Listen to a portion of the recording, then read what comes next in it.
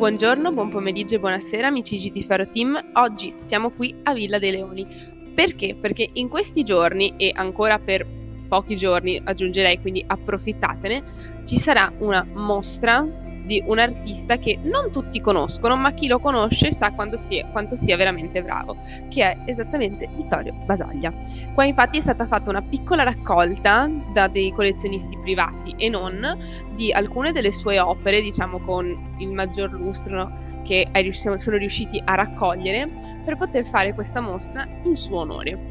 Tra l'altro la mostra, a venirla a visitare, è gratuita e è veramente a 2 passi anche dalle fermate dell'autobus, quindi chiunque volendo la può venire a vedere. Poi ovviamente siamo a Mira, nella splendida Riviera del Brenta, e ovviamente è all'interno di una splendida villa veneta la mostra, quindi non verrete qui solamente per gustarvi una mostra, ma anche per vedere la bellezza e l'arte che riserva questo splendido luogo. Ma adesso, senza ulteriori indugi, io vi vorrei presentare colui che ha reso possibile, anche se per questa mostra temporanea, perché purtroppo non è una mostra continuativa, anche se sappiamo che c'è una sala che è continuativa. Adesso vi presento colui che ha creato tutto questo, Valerio Viviò.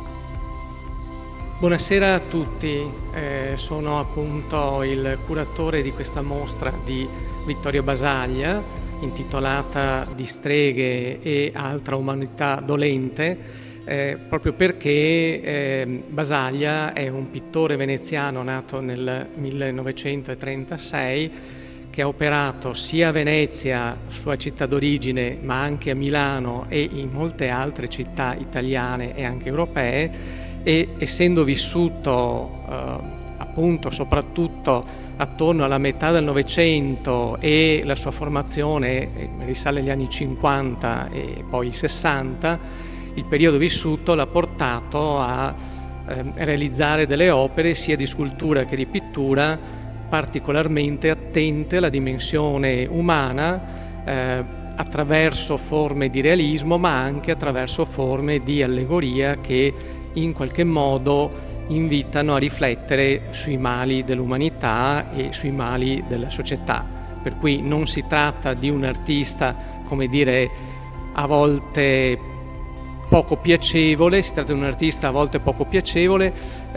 ma sicuramente di grande intensità emotiva. Tratta tematiche come la morte, ad esempio,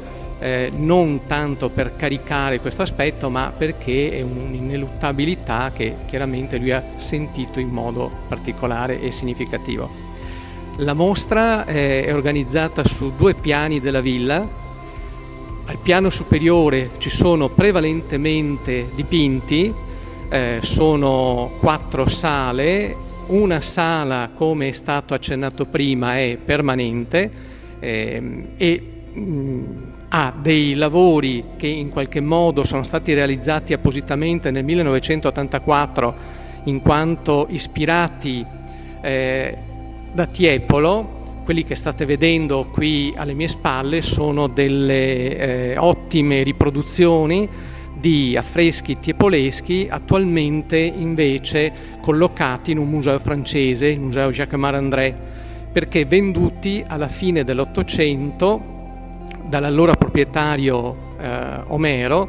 che di necessità trovò dei collezionisti francesi interessati proprio per la tematica, cioè Re Enrico III passa per la villa e appunto rende questa villa un luogo significativo e un pezzo di storia anche per la cittadinanza e per i luoghi attraversati. Dipinti poi realizzati da Tiepolo e nell'Ottocento venduti, e dunque le pareti erano vuote. Nell'84 Basaglia fece delle riletture tutt'altro che allegre, tutt'altro che piacevoli e leggere come invece gli affreschi tiepoleschi, ma sicuramente di grande interesse. Tanto è vero che oltre alla sala che sta sopra c'è anche un'altra sala chiamata Sala degli Specchi, che comprende altri 2 lavori, sempre parte di questo ciclo realizzato nell'84, dove si tratta anche come dire, di riferimenti ad altri dipinti del Tiepolo, e soprattutto guardando un esterno. Nota è per esempio questa barca che ha rappresentato, che nel dipinto del Tiepolo è solamente una visione molto piccola con la riviera dietro, mentre lui la rappresenta con dietro quella che già allora era questa industria, questa fabbrica, allora Miralanza, oggi Reckitt Benckiser, che appunto ha devastato in parte il paesaggio e dunque molto realisticamente presenta questa contraddizione e questa osservazione molto reale sull'ambiente che era stato completamente cambiato, pur esistendo ancora le ville, dei parchi e molti spazi assolutamente interessanti. Dunque, al primo piano abbiamo questa parte di dipinti, alcuni con tematiche appunto allegoriche come le streghe, oppure quelli con varie tematiche legate all'interiorità umana. Nella parte sotto, il cosiddetto seminterrato, invece, nell'arco di altre 5 stanze vi è un percorso che vede più l'attenzione concentrata su disegni, incisioni, cioè questo aspetto progettuale importantissimo che ha sviluppato le stesse tematiche dei dipinti attraverso invece quella immediatezza, quella, come dire, capacità di rendere e tradurre le idee in immagini molto fresche, molto veloci, con varie tecniche, dal disegno all'acquerello alle tempere, e che crea percorsi che in qualche modo toccano alcuni momenti significativi della sua sterminata produzione, perché si tratta di un artista che ha realizzato migliaia di opere e migliaia di disegni, pertanto un artista che ha ancora questa difficoltà di trovare chi possa realizzare un oggettivo catalogo di tutte le sue opere. Qui abbiamo alcune testimonianze. Ci sono momenti interessanti e particolari della sua carriera, come la relazione con il suo cugino Franco Basaglia, noto psichiatra, con la quale una relazione che l'ha portato a lavorare nell'ospedale psichiatrico di Trieste, realizzando una situazione di coinvolgimento degli alienati mentali che attraverso poeti, letterati, drammaturghi e appunto lui come artista hanno portato nel 1973 ad una situazione inedita, che è questa come dire, idea di Marco Cavallo, cioè una figura simbolo, un cavallo blu, che ha portato a una sorta di liberazione di questi matti, come più normalmente venivano chiamati, e che uscirono dall'ospedale psichiatrico di Trieste seguendo questa figura simbolo e percorsero le vie con grande, come dire, gioia da parte loro. Finalmente si sentivano parte di una dimensione invece caratterizzata dall'esclusione e dal, come dire, annullamento di una parte della loro personalità che pure esiste nonostante i balzi mentali, e dunque l'arte aveva favorito questa liberazione. Dunque questa esperienza viene in qualche modo documentata in mostra, così come altri aspetti. Per esempio della scultura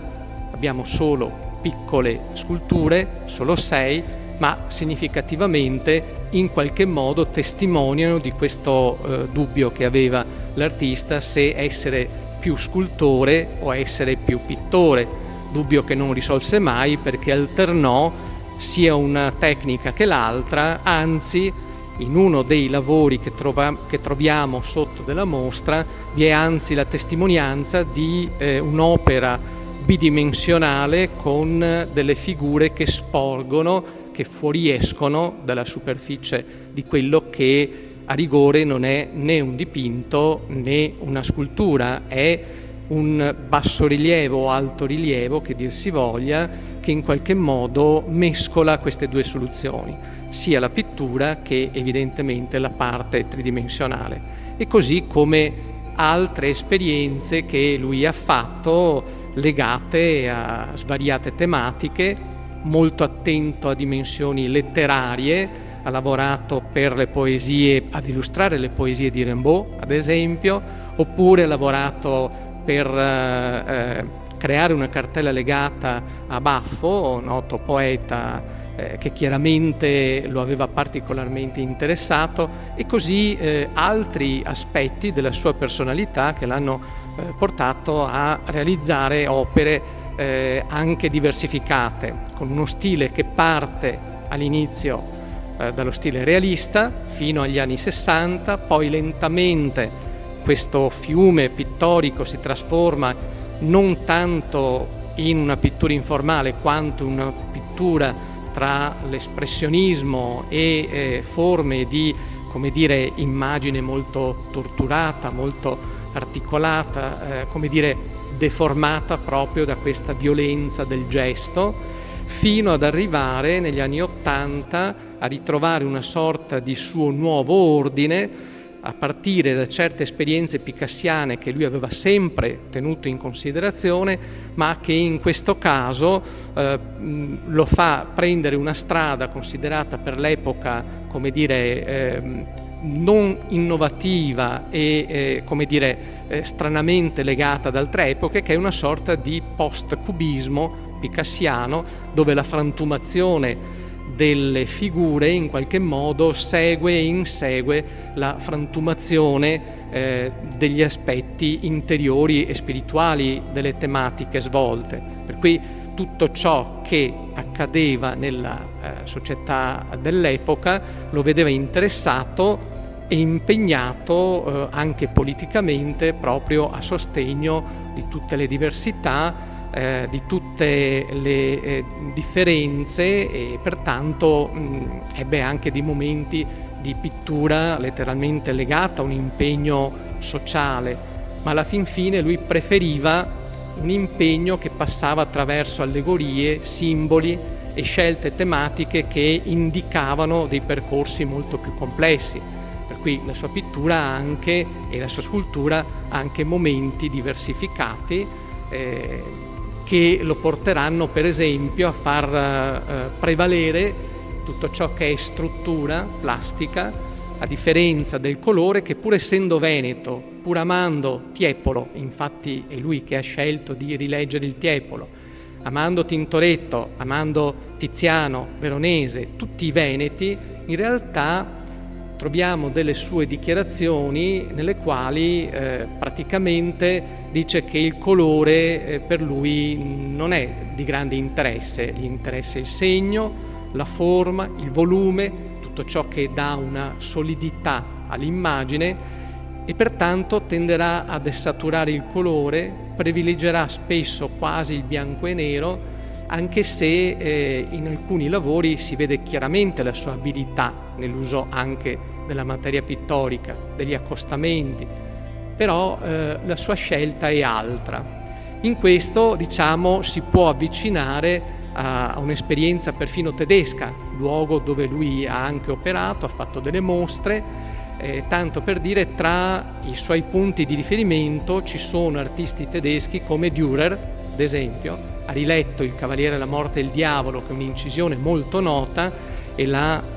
riproposta con soluzioni sia plastiche che grafiche che pittoriche, e altri artisti tedeschi. Dunque lui sentiva in particolar modo questo legame tra Venezia, come d'altra parte Dürer, che c'è stato ben 2 volte ed era attento alla cultura figurativa veneziana del Bellini nel Cinquecento, e così Basaglia è attento alla cultura tedesca, all'espressionismo, a questi moti dell'interiorità che esplodono, non vengono presentati delicatamente, ma sono sempre di notevole dinamismo e forza plastica interiore. Amici GD Ferro Team, vi ringrazio di essere stati qua con noi in questo pomeriggio, per aver visto tutte queste splendide opere. Spero che anche i più appassionati abbiano goduto di tutto, e anche i meno appassionati magari hanno scoperto una passione in più. Ricordiamoci che l'arte è la cosa che fa muovere il mondo dopo l'amore, perché di arte si vive in ogni cosa e in ogni dove. Ringraziamo il Comune di Mira per aver appunto dato la possibilità di aver fatto questa splendida mostra.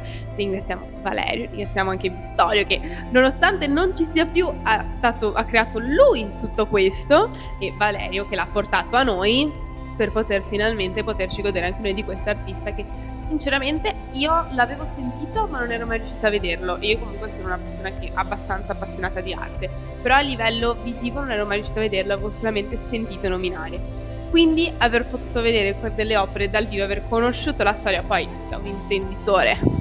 come questo splendido curatore è stato davvero stupendo. Se riuscite a passare sapete che la mostra è aperta un altro weekend e secondo me ne vale davvero la pena. Un bacio amici di Ferro Team,